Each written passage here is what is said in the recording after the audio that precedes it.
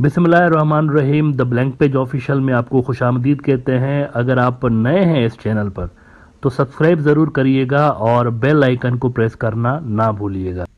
गुज़िश्ता महीने इंडिया और बांग्लादेश के दरमियान एक बड़ा इम्पॉर्टेंट माहिदा हुआ और वो ये कि बांग्लादेश ने ग्रीन सिग्नल दे दिया इंडिया को अपने 2 पोर्ट यूज़ करने के हवाले से। एक तो चिटोग्राम पोर्ट है जो कि बांग्लादेश का वैसे मेन पोर्ट है, 90% बांग्लादेश की जो इम्पोर्ट एक्सपोर्ट होती है वो वहाँ से होती है, और दूसरा मोंगला पोर्ट। ये दोनों बांग्लादेश ने इंडिया को ऑफ़र कर दिए। अब ये अगर देखा जाए ना तो इंडिया की बहुत पुरानी रिक्वेस्ट रही है बांग्लादेश के साथ कि आप हमें अपने पोर्ट यूज़ करने दें। बहुत पुरानी, आपको पता है 1965 से लेकर इंडिया की मूवमेंट जो थी गुड्स की ना वो बंद थी बांग्लादेश के अंदर, पाकिस्तान के ज़माने से लेके, यानी जब यहाँ पाकिस्तान था और 1971 वाली स्प्लिट नहीं हुई थी तब से लेकर इंडिया की जो गुड्स थे ना उन पे बैन था कि वो यहाँ से नहीं क्रॉस कर सकते, क्योंकि 1965 में जंग हुई थी इंडिया और पाकिस्तान के बीच, और उस जंग की वजह से गुड्स की मूवमेंट इंडियन नॉर्थ ईस्ट की तरफ जो हो रही होती थी ना बंगाल से, वो बंद थी। तो बांग्लादेश बनने के बाद भी वो जो गुड्स की मूवमेंट थी वो बंद ही रही, उसको ओपन नहीं किया गया था। अब जाके कहीं इसको दोबारा खोला गया, तो ये हिस्टोरिकल इवेंट था मेरे हिसाब से।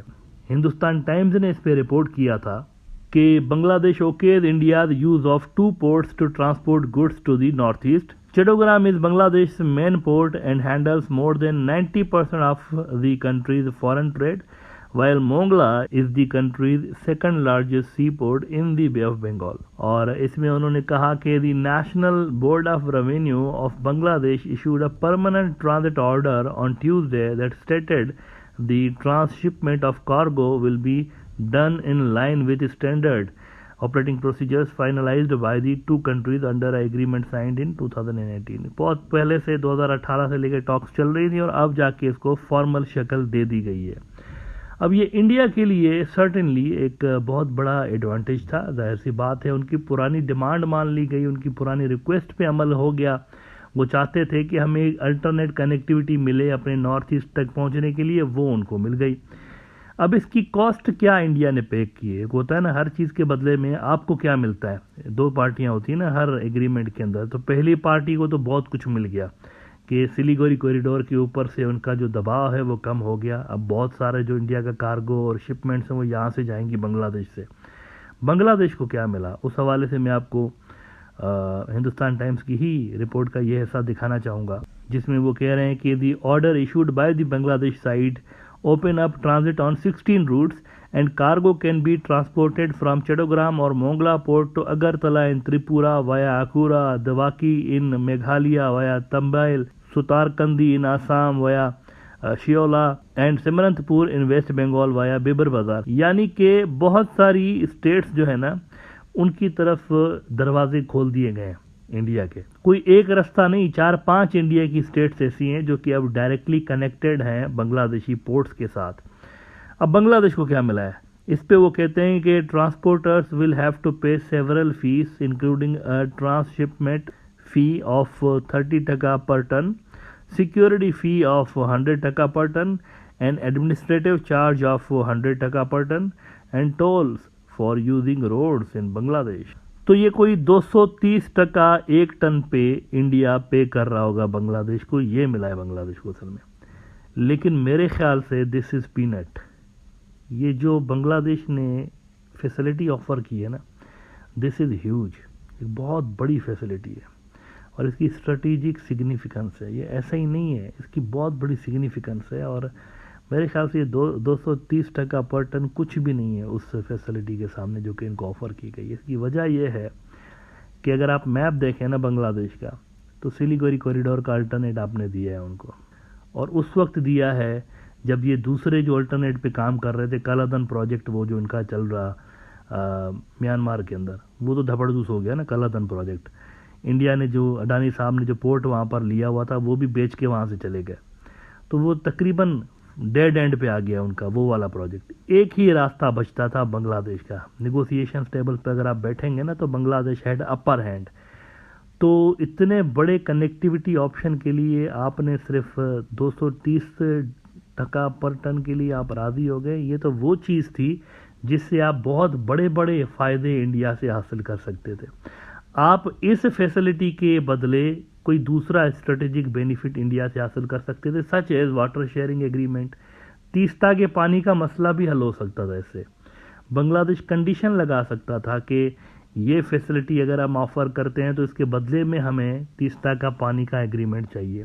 लंबे अरसे से ड्यू है ना, नहीं हुआ ना, ये काफ़ी सालों से लेकर इंडिया को जा रहा है बांग्लादेश के हिस्से का पानी, और उस पर किसी किस्म की कोई बातचीत तो होना दूर की बात है, बल्कि अभी रिसेंटली भी 2 नए मजीद कैनाल खोदे जा रहे हैं तीस्ता का पानी चुराने के लिए। वेस्ट बंगाल के अंदर ये 2 नए कैनाल जो है वो निकाले जा रहे हैं। द डिप्लोमेट ने खबर लगाई 2022 के अंदर सितंबर में, Teesta water sharing deal is critical for Bangladesh India ties, brushing the issue under the carpet would be unwise for the long term health of the relationship। तो सारी दुनिया को पता है कि ये बहुत पुराना मसला है और ये बांग्लादेश की आवाम का, आबादी का एक बहुत बड़ा हिस्सा जो है वो डिपेंड कर रहा होता है तीस्ता के पानी पे। ये जो है ना, अगर लिंक कर दिया जाता ना इस इशू के साथ कि हम आपको ये वाली फैसिलिटी देते हैं, आप हमारे साथ वाटर शेयरिंग के एग्रीमेंट्स करें, तो हो भी सकता था, क्योंकि ये इंडिया को चाहिए थी चीज़। बांग्लादेश को तो ज़रूरत नहीं थी ना, इंडिया यहाँ से गुड्स भेजे ना भेजे, क्या ज़रूरत थी, इंडिया को ज़रूरत थी असल में। ये इंडिया के स्ट्रेटेजिक ऑब्जेक्टिव्स हासिल करने के लिए कार्रवाई की गई है, लेकिन बदले में इंडिया से जो लिया गया है वो बहुत थोड़ा है, 230% कुछ भी नहीं है पर टन के हवाले से। देखिए ना, इसमें इंडिया तो कुछ भी नहीं लगा रहा ना, पोर्ट तो बने हुए पहले से ही, भाई चट्टोग्राम पोर्ट तो पहले से ही बना हुआ है, मोंगला पोर्ट तो पहले से ही बना हुआ है, रोड तो पहले से ही बांग्लादेश के बने हुए हैं, सारा का सारा स्ट्रक्चर मौजूद है। इंडिया ने सिर्फ आकर यूज़ करना है उसको, कुछ लगाना तो नहीं है ना, कुछ इन्वेस्टमेंट तो नहीं कर रही ना, कुछ भी नहीं है, सिंपली फैसिलिटी ऑफर की गई है कि आइए और इसको यूज़ करें।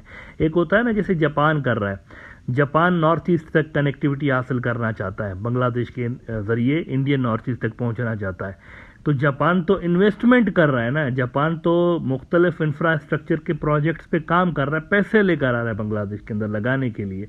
इंडिया ने इस तरह की कोई ऑफर नहीं की हुई, इंडिया कोई इन्वेस्टमेंट नहीं करेगा, सिंपली आकर पोर्ट्स यूज़ करेगा, तो यहाँ डिफरेंस है।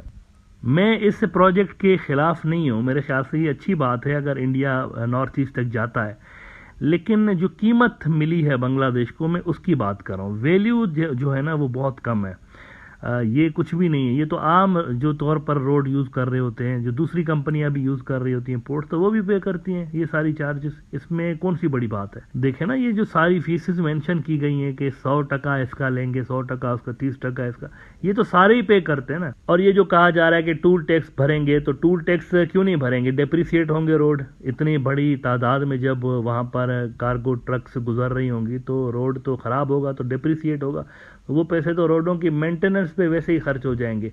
बांग्लादेश को फ़ायदा क्या होगा इफेक्टिवली, वो यहाँ पर क्लियर नहीं है। मुझे लगता है ये पॉलिटिकल स्टंट था, इलेक्शंस आने वाले हैं तो इलेक्शन से पहले इंडिया को खुश करने की कोशिश की गई है। ये कार्ड अगर स्ट्रेटेजिक बेनिफिट्स हासिल करने के लिए प्ले किया जाता, थोड़ी सी देर लगती, इंडिया शुरू में ना करता कि नहीं पानी शेयरिंग के मुआहदे नहीं करेंगे, तो थोड़ी देर लगती, लेकिन इवेंचुअली उनको करना पड़ता, क्योंकि उनके सर के ऊपर डोकलाम में ऊपर चाइना अंदर घुसता चला आ रहा है, उस सिलीगुड़ी कॉरिडोर के करीब से करीब होते जा रहे हैं। इंडिया को अल्टरनेट कनेक्टिविटी हर हाल में चाहिए, बांग्लादेश को नहीं चाहिए, उनका मसला नहीं है, इंडिया का अपना मसला है। उनके ऊपर दबाव है, उनके ऊपर प्रेशर है कि अल्टरनेट रास्ते खोले जाएं और सिलीगुड़ी के ऊपर से अपनी डिपेंडेंस कम की जाए, तो इवेंचुअली इंडिया को टेबल पे आना पड़ता। अगर वाटर शेयरिंग के एग्रीमेंट्स को आप इसके साथ लिंक कर देते ना, उनको आना पड़ता यहाँ पे, और वो कुछ ना कुछ तो ज़रूर एग्री कर लेते। सारे के सारे दरियाओं के मुआहदे ना करते, ठीक है, लेकिन कुछ दरियाओं के मुआहदे बांग्लादेश के साथ हो सकते थे, एग्रीमेंट्स हो सकते थे इस फैसिलिटी के बदले में, लेकिन वो नहीं किया गया, which is disappointing I think. और एक बड़ा सस्ते में इंडिया को ये फैसिलिटीज़ ऑफर कर दी गई हैं।